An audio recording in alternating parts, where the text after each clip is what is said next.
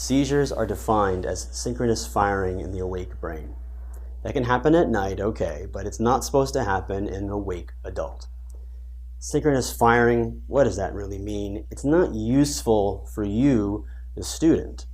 It's useful for looking at an EEG and seeing the pattern that's typical for seizures. Okay, that's not what I want you to learn though. What I want you to learn is how to spot a seizure and what to do about it. So to do that, when we talk about seizure disorder, we need to break it down into two parts. You need to ask, does the person have epilepsy? That is, are they supposed to seize because they've got the disease of epilepsy? Or is it a first-time seizure and someone who's not supposed to seize? When I say someone who's supposed to seize, what I mean is if you have epilepsy, you may have repeated seizures. And the seizures that are typical for you in duration and frequency just happen to be your disease. People who walk around without epilepsy who suddenly seize probably have had some insult that caused that seizure to come on.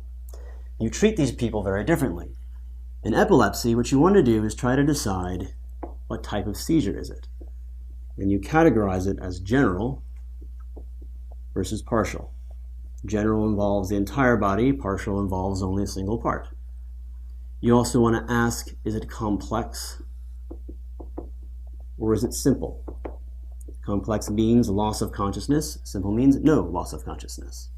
And then they may happen to have one of the named seizures you need to know about: atonic, myoclonic, and absence. Versus the first timer. And the way you can think of the causes of seizure, what caused this first time seizure, is the mnemonic vitamins. Now, each one of these categories can be expanded, of course, but this is how I keep track of the different causes. That is vascular, in the way of a stroke, infection, meningitis, encephalitis, trauma, TBIs and brain bleeds, autoimmune, the cerebritis, think lupus. Metabolic is the most vague, and it could mean things like blood glucose, perfusion or shock, oxygenation, calcium, sodium. Metabolic is very generalized, but it's one of the categories. I is ingestion, but also withdrawal. And the things that can cause you to seize by ingestion are numerous, but the thing that's going to cause a withdrawal seizure is going to be benzodiazepines and alcohol. N is neoplasm, and S is psych. One, to make the mnemonic work, and two, because they might be pseudoseizures, or the person's just faking it. Now, when people think seizure, what they think is tonic-clonic grand mal. Loss of consciousness, tonic contractions, foaming at the mouth, get out of their way, right? A seizure can be anything, and from anywhere from just a shaking of the hand to weird repetitive motions that they don't know they're doing.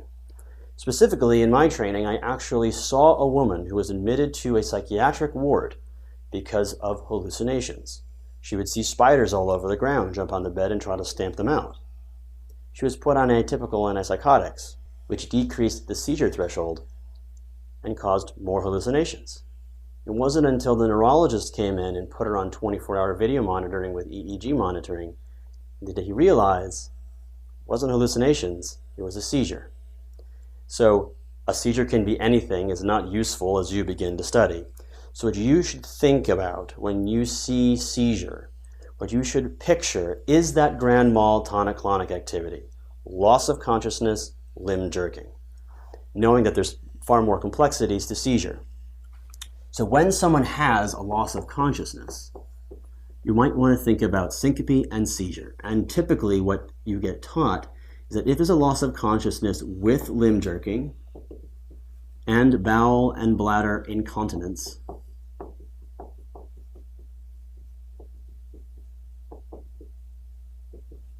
maybe with some tongue biting, you should think of a seizure. Now, none of these are good enough to separate out seizure versus syncope. The only thing that matters is the postictal state.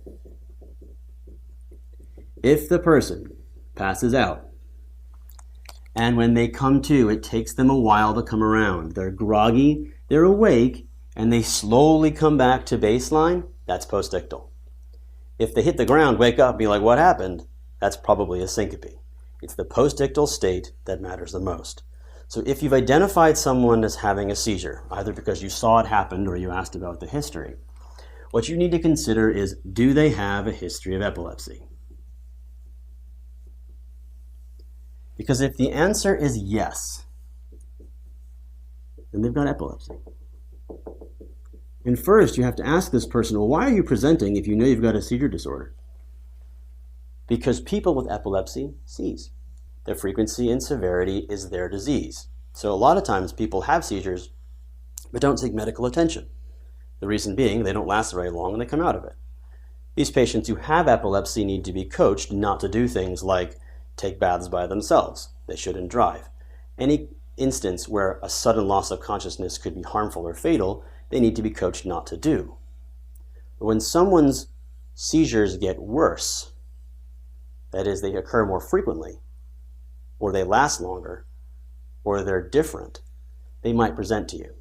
In that case, what you need to do is ask, hey, are you taking your meds? So you check levels.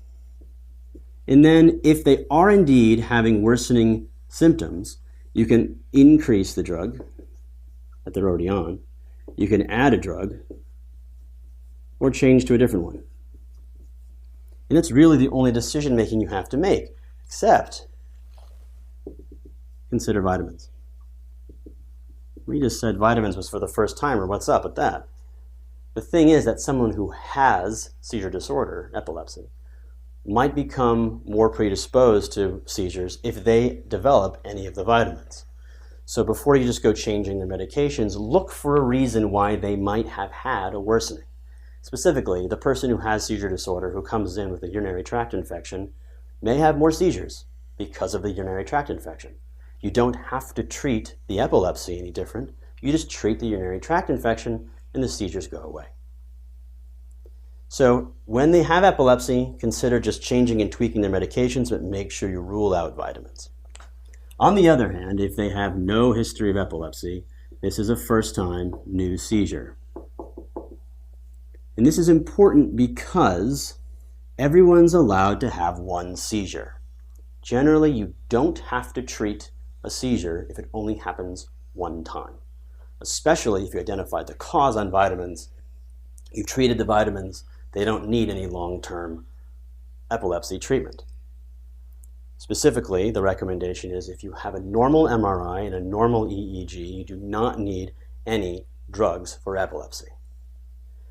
But instead, what I want you to think about is this first-time seizure something that needs to be acted on right now? So to answer that question, you need to ask, are they currently seizing? So if the answer is yes, but they've been seizing for more than 5 minutes, or they've had a failure to return to baseline that's lasted more than 20 minutes, this is status epilepticus, and it's a medical emergency. By the time you get the medication ready to give it to somebody to abort their seizure, who just has a seizure, they usually stop. But if they haven't stopped, the seizure is going because their neurons are firing, they're cooking their brain, and you need to abort the seizure. If they're in status, you have to get them out. And the way you do that is with benzos.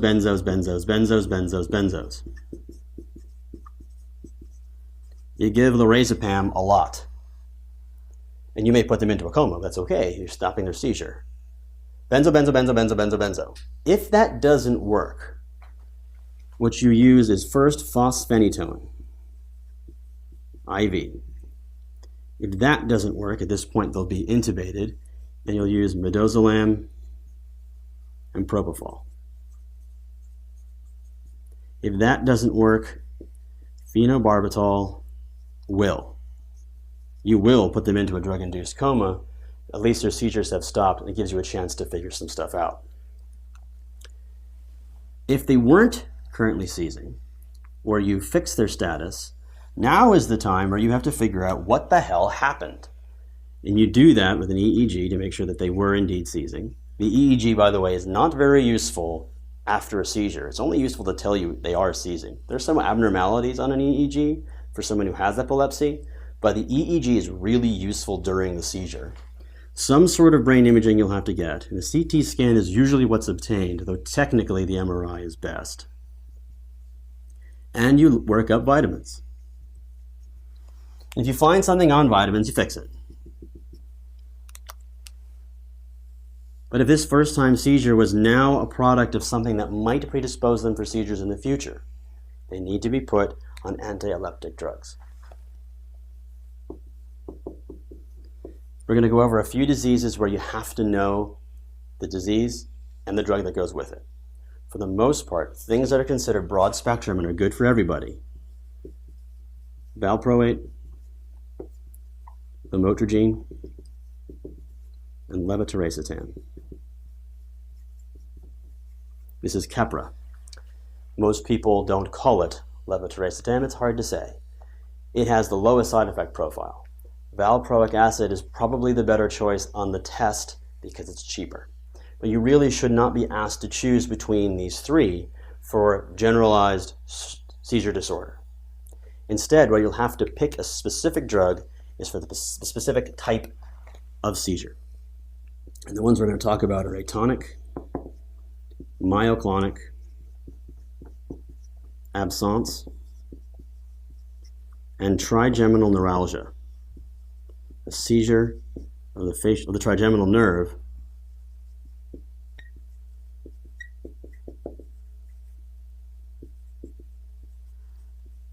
if you get electric shocks down the jaw, lancinating pain in the face, that's trigeminal neuralgia. Use carbamazepine.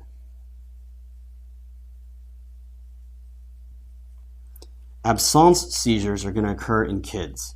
There is a positive loss of consciousness, but no loss of tone. And these occur hundreds to thousands of times per day, but for very brief periods. So what it appears like to the kid is the teacher is over there talking about apples.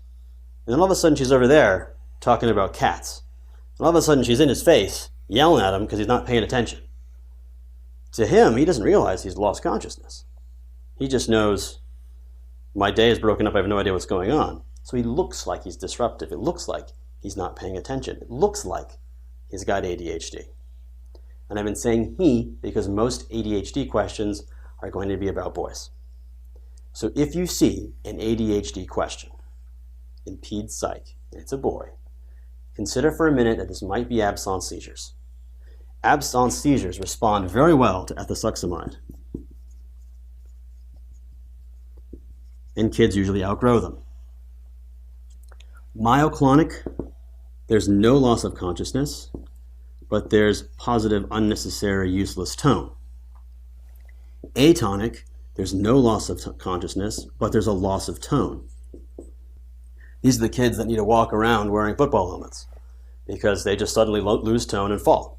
And because kids have big heads, they play lawn dart head first.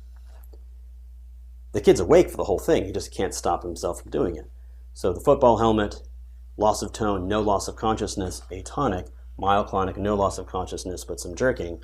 Both of these are treated with valproic acid, or valproate. And then I want to close with a concept of non-convulsive status. The person is in a full-on seizure, generalized, altered mental status, loss of consciousness, yet you can't find a reason. It's a very hard thing to write a question about for a vignette, so you probably won't see it.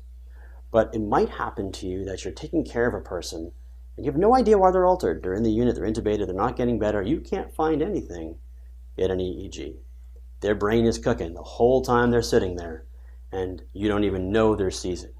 So an EEG will show a typical pattern, and you know they're seizing, and you use the same status protocol to break it. All right, so it's pretty easy to diagnose a seizure. You get an EEG. If you can't capture the EEG, but you really think they're having a seizure, you put them up on a 24-hour camera, you put an EEG on them, and you induce their seizures. You make them stay awake for a long time, you use strobing lights, you induce their seizure, see what it looks like, make sure it correlates with the EEG pattern, they've got a seizure disorder. But what I want you to do as you prepare for your shelf in the wards, I want you to recognize what status epilepticus looks like and know how to treat it, phosphonate-tone, midazolam, propofol, phenobarb, and differentiate that from epilepsy, disease that someone's supposed to have, knowing that most epilepsy is managed by tweaking the drugs, but don't forget about vitamins. Pay attention to their history and their presentation to see if there's something that you can fix that will either reduce the seizure threshold so they don't seize so often, or avoid them going on these medications as their first time seizure. That's seizure.